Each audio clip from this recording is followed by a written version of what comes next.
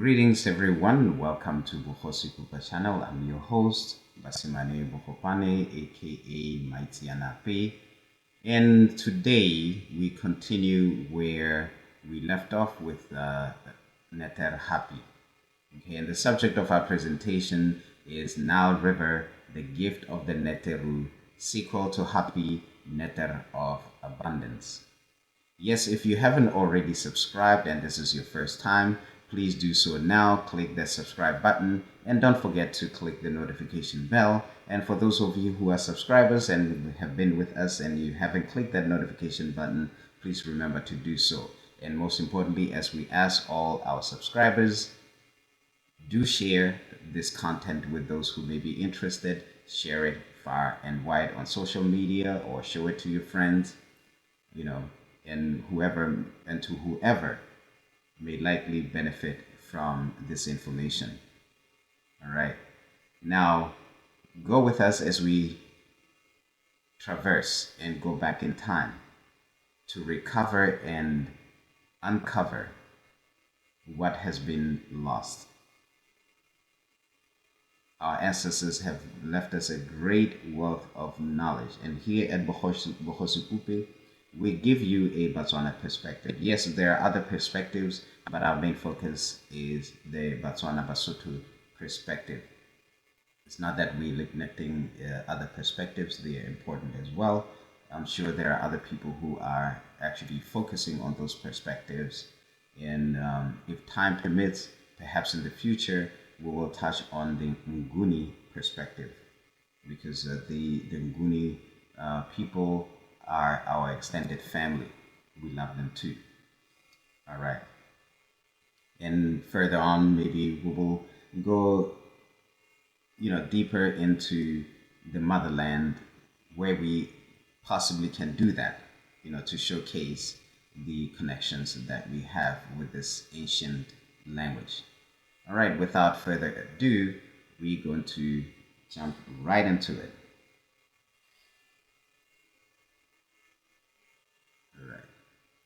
Okay, the last time we talked about certain things which we're going to review of part one, which is the Hapi, the Neteru of abundance. And we pointed out that his regalia gave us clues about the pronunciation of his name. He had red hair, which represents a dorsal fin of a pseudocranilabrous multicolored fish, and he had on dangling thorn strips, right, red in color, which represent the pelvic fins of this fish. Okay, and we also noted that he is carrying a tray with gifts. Okay, with gifts.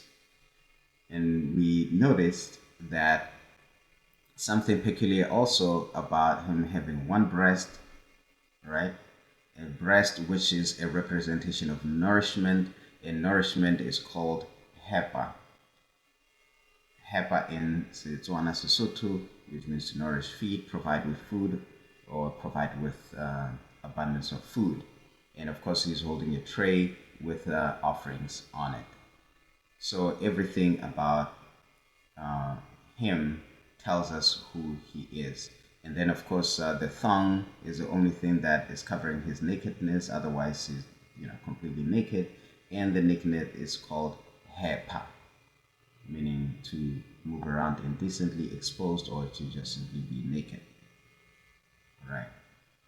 And then we moved on to breaking down the name as given in linguistics, and we concluded that it has to do with nourishment, feeding, or providing an abundance of foods, rich foods.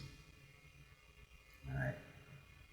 And our conclusion was that Neteru Hapi's name in Setswana Sesotho is Hapi, which correctly defines his role as provider of abundance and nourishing foods. His name can be deciphered correctly using his appearance, Hepa, indecently exposed, naked. He carries a tray decked with offerings. Hepa, to feed, nourish, give abundantly. Hapi, one who feeds, nourishes, gives abundantly. And the Nile River from ancient times was known as Hapi Kedi or Hapi Mari due to ability to give nourishing waters for the seed beds, which are called Kedi. And interestingly, the word Kedi means flow, right? But it also means seed beds. And fields, Marao, which led to abundant produce. He is lord of fishes who brews abundance in his mouth, like the pseudochronilebras multicolor, or what is called the Egyptian mouth brooder. Now, today, now, the gift of the Neteru is what we are going to examine. Hapi was probably a pre-dynastic name for the Nile. Later on, the Egyptians just called the Nile Neteru, meaning the river, and so it became the name of the god of the Nile. Interesting. Nile comes from the Greek corruption Neilos of the Egyptian Nui, which means water. We disagree with that. The standard English names White Nile and Blue Nile refer to the river source, derived from Arabic names formerly applied to only Sudanese stretches that meet at Khartoum. In the ancient Egyptian language, the Nile is called Hapi or Iteru, meaning river. In Coptic, the word is pronounced Piaro in Sahidic or Piaro in Boheric, means the river, literally Piaro, the canal great, and comes from the same ancient name. In Nubian, the river is called Eman Dawu, meaning the great water. In Luganda, the river is called Kira or Kira. In Egyptian Arabic, the Nile is called Nile, while Standard Arabic, it is called Nile. In Biblical Hebrew, it is Ha-Yiwar or Ha-Shiwar, Ha-Shihor. The English name Nile and the Arabic names Enlil and Annil both derive from the Latin Nilus and the ancient Greek Neilos. Beyond that, however, the etymology is disputed. Again, that is my own emphasis. Beyond that, however, the etymology is disputed. So today we're going to break it down and give it to you. Averment. The name Hapi is a concordant of Nile. The river Hapi gave in abundance. It was a provider of nourishing waters for crops, animals, people, birds, and the land of ancient Egypt. The Greek term Neilos is not a corruption of Nui. Neilos substantiates the term Hapi. All right, as we shall find out. The Middle Egyptian noun Nui means water, flood, pool, etc. We've established that the name Hapi does not share the same meaning as Nui. Why Hapi? Because Hapi has got to do with provisions, or one who provides, or one who feeds, or one who nourishes, right? Or one who gives in abundance. And therefore, Nui is not a concordant of Hapi, nor is Nile a corrupted derivative of the same. This is the word Nui, right? Nui in Middle Egyptian. Nui in Setswana means a substance that can be taken, that can be drunk. All right, not just any substance. Nui, a drinkable substance. That's what it is. Drinkable substance or drinkable liquid. Okay, so it concurs or agrees with this definition, meaning water. Some historical clues. There are many myths associated with the Nile, including that the Nile is the gift of the gods, and that its flood season begins with the appearance of the brightest star, which is Sirius star, right? In the northern hemisphere, it'll only be a couple of months before it starts appearing again, and and spring will be here. When it overflows, it brings prosperity and fertility. The ancient Egyptians thought that the Nile is the gift of the gods. They equated it with life itself, and they organized their daily lives according to the high and low levels of its water. Source EgyptToday.com. In the 4th century BC, the Greek historian Herodotus reported in his histories that Egypt is the gift of the Nile. All right, now let's break it down. The word for gift, Inu, right, made up of in or Inu, this first one, and N35 glyph, and the W24 glyph Nu, and the Z7 glyph Wa, right, and the plural marker, right here, the three strokes, and it's transliterated as Inu, which means tribute, deliveries, gifts, impulse, produce, contribution, right? And in Setswana, the word for produce is enyo or enywa, which means produce, harvest, yield. Okay, as you can see, consonantally, there's a correspondence, right, between this and this. And then, of course, neo or newa, which means gift or gifts, contribution, offering. All right. Again, consonantally, there's a correspondence. In Setswana, we use two different words to denote, or two different sounds, pronunciation or articulation, which creates a distinction between the two words, although the consonants are the same. Okay, consonants are the same. All right. Next up, Neilos, or Nile, as history tells us, was known to be a gift from the gods which sustained and provided for the needs of ancient Egyptians. A gift is expressed by the Middle Egyptian Inu and preserved in Setswana Sesotho as Neo or Newa. Right? From this notion of the Nile being a gift, the name Nelo was derived, which also means gift, either given or received, usually in reference to something divine. For the ancients, a river that was gifted to them was also a provider, which they called Hapi. Right. So, the synonym for hapa, which means to feed, provide, nourish, etc., is the verb nea or neo, or simply nela, to bestow, bequeath, gift, provide, supply, okay, etc. Hapi is a noun, provider or nourisher.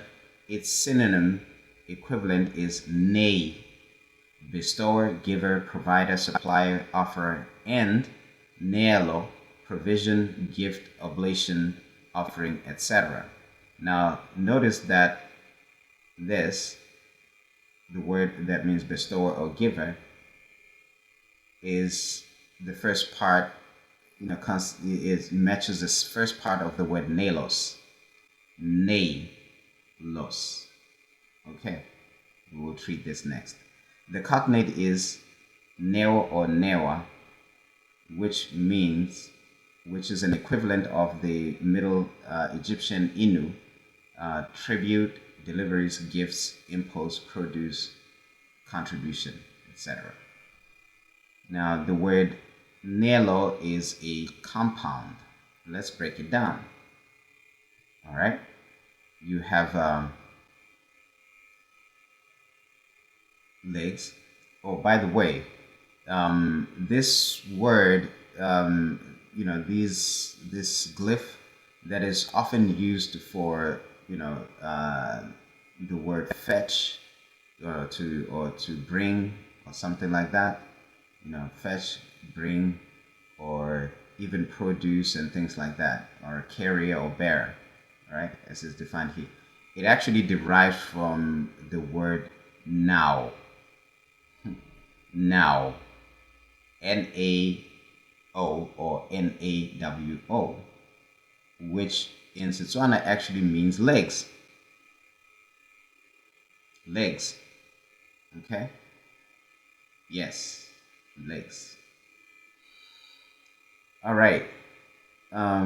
So number 1 is inu or just in, and 2 and 35 is in, and then you have 3 and 4 expressed as ye or e linguistically. However, in linguistics, they do not, the last 2 glyphs, right, which are actually read as one, have been ignored in the transliteration, and they're just simply inu. Okay. Sometimes we find that things like these are done by linguists, where they simply ignore the glyphs that are there in a word and just simply slap a rendition or transliteration that they're familiar with, because they can already see some elements that they are familiar with, which is 1 and 2, and then simply ignore 3 and 4. Right? So this is incorrect. Of course, this can also lead to an incorrect translation, all right, of what the word actually means, like in this case. So we have it as nay, right? Or it can be ine, but in this case it's nay, right? And it means bestower, giver, provider, and or supplier. The legs here, of course, they have an N sound, right? It's an in, right? And the second N is simply complementary. Okay. And then we have the second word. 1 E, A or A, it can be read. And the second one, R or L. And the third one, the W or O or O sound. Okay. I know, some people are, they linguistically they remain so rigid, and they don't recognize that there's actually, these glyphs are not as rigid. They're actually fluid, and because they're so fluid, this actually allowed for many of the different dialects to be created that are spoken throughout the continent of Africa. The Medu allowed for creation of new languages because it's fluid, right? It's not rigid. Okay, like how linguistics would like to make it that, this is a wa, it's not a u or an o, right? That's just, I don't know, nonsense, if I may say, all right, without being too harsh. And this here, number 4, is a determinative, and of course, linguistically is rendered as Neteru, but you don't see the T, all right, the T, Neteru, because linguists just look at this and they say, oh, it's similar to other things that they're familiar with. This is what I'm guessing, and then they just simply said Neteru, but this is not what they're saying. You remove the T, it's actually Iru. And river, watercourse, basin, canal. And in Setswana, we render it as elo, elo, which means course, deluge, flow, or stream. And then we end up with what? A combination of 2 words. Of these 2 words, ne plus elo. And then you have ne elo.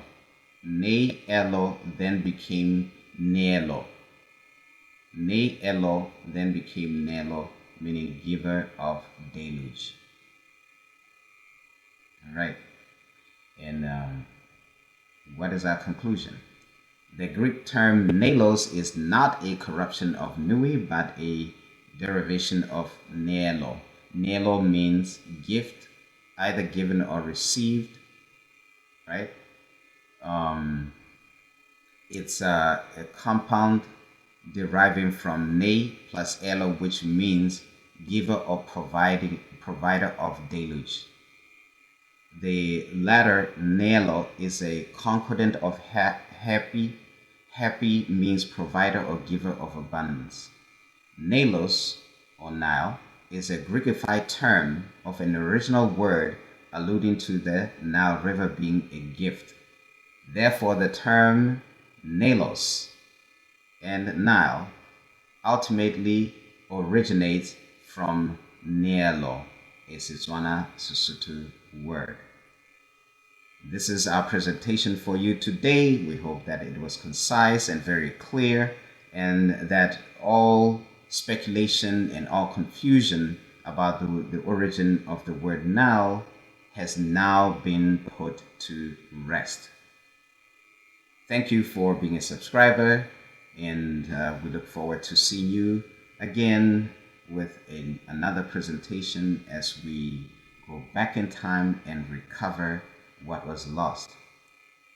Yes, it is lost to the Western world, but in the memory of the indigenous people of the continent of Africa, it is not lost.